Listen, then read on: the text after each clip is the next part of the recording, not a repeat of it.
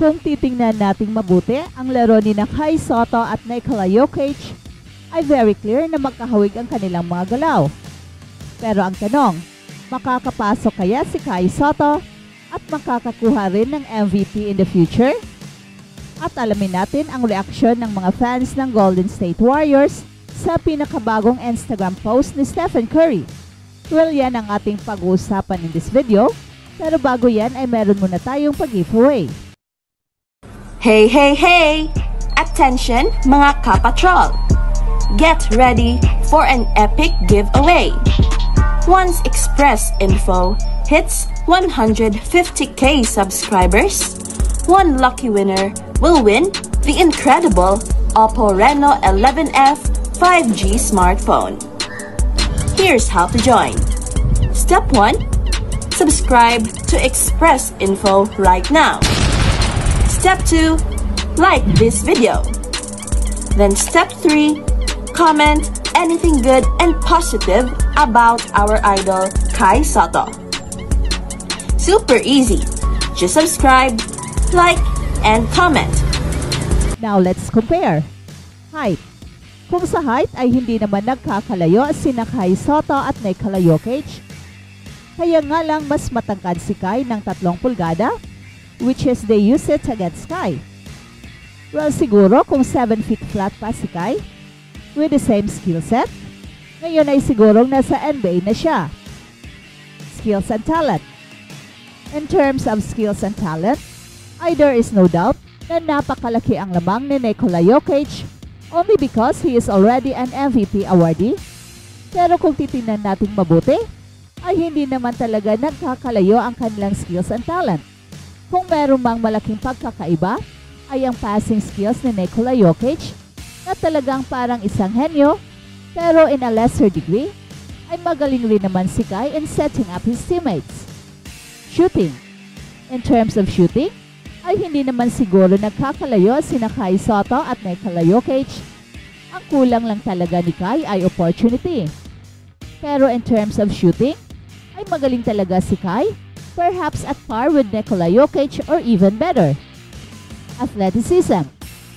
In terms of athleticism naman, ay hands down, mas athletic si Kai dahil alam ng lahat na ito ang weakness ni Nikola Jokic. Pero don't get me wrong, hindi ito ang basihan na mas magaling si Kai, pero it is a fact na mas athletic ang ating manok over the former NBA MVP. Power and strength.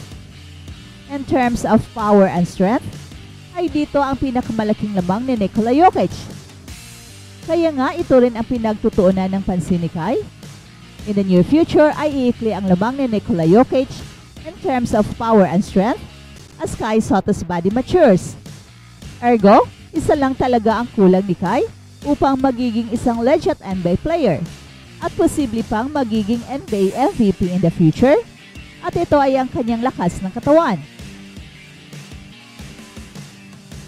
At balitang NBA naman, reaction ng mga fans ng Golden State Warriors sa pinakabagong Instagram post ni Stephen Curry kung saan ibinahagi ng star player ang mga sandali mula sa kanyang off-season trip sa China. Si Stephen Curry ay nag-travel kasama ang Sacramento Kings star at Curry brand athlete na si De'Aaron Fox at pinakita sa kanyang mga fans ang kanyang mga karanasan sa ibang bansa.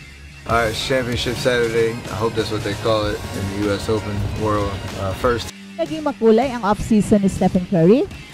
Tampok ang pagkapanalo niya ng gintong medalya sa Olympics kasama ang Team USA sa 2024 Paris Olympics. Agad pagkatapos nito, pumurma siya ng 1 taong kontrata sa Warriors. At dahil dito, nakatuon ang pansin ng lahat kay Stephen Curry habang pinangungunahan niya ang Golden State Warriors sa isang mahalagang season. Dahil walang malalaking trade na nagdala ng isa pang star player, maaring maging mahirap para sa Golden State Warriors ang muling pagpasok sa playoffs, lalo na sa mas matinding competition sa Western Conference. Maraming kupunan ang nagpalakas ng kanilang roster at tila magiging malaking hamon para sa Golden State Warriors ang makasabay sa mga elite teams kung walang karagdagang star level na manlalaro. Gayunpaman, kung magpapatuloy si Stephen Curry sa kanyang mataas na antas sa paglalaro at magampanan niya ang papel ng leader para panatilihin ang Golden State Warriors na nasa tamang direksyon, posible pa rin silang manatiling competitive. Malaki ang papel ng kanyang karanasan at kakayahan sa pag-angat ng laro ng kanyang mga kakampi. At kung magagawa nilang makipagsabayan bago ang trade deadline, maaaring magkaroon ng pagkakataon ang Golden State Warriors na makipag-deal para sa karagdagang tulong at palakasin ang kanilang roster.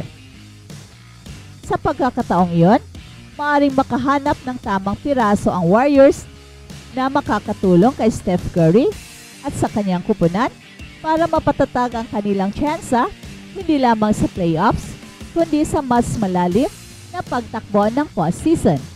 Ang susunod ng mga buwan ay magiging critical para sa direksyon ng prangkisang ito. Just having fun with it. Caption ni Stephen Curry sa kanyang video na nagpakita ng kanyang 3-point shots in China. At ang post na ito ay nakakuha ng over 180,000 likes and over 500 comments. Karamihan ay mula sa mga fans ng Golden State Warriors.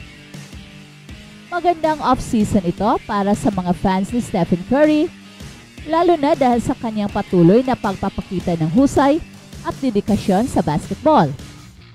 Bagamat marami ang umaasa na madagdagan ang Golden State Warriors ng isa pang malaking pangalan o star player sa kanilang lineup, hindi may kakaila na ang mga tagumpay ni Steph Curry ngayong off-season ay sapat na para bigyan ng pag-asa ang kanyang mga taga-suporta. Ang kanyang kahangahangang performance sa 2024 Paris Olympics, kung saan napanalunan nila ang gintong medalya kasama ang Team USA, ay patunay na hindi bumabagal ang kanyang laro, lalo pa sa puntong ito ng kanyang karera. At bukod pa rito, ang isang taong contract extension na pinirmahan niya sa Warriors ay nagbibigay ng mga fans ng kasiguruan na mananatili siyang pangunahing puwersa ng koponan sa mga darating na season. At dahil dito, kahit walang malalaking pagbabago sa roster ng Warriors, ang mga tagahanga ay may sapat na dahilan para maging excited. Alam nilang hanggat nasa team si Stephen Curry, merong posibilidad na muling makapasok ang Warriors sa mataas na antas ng competition.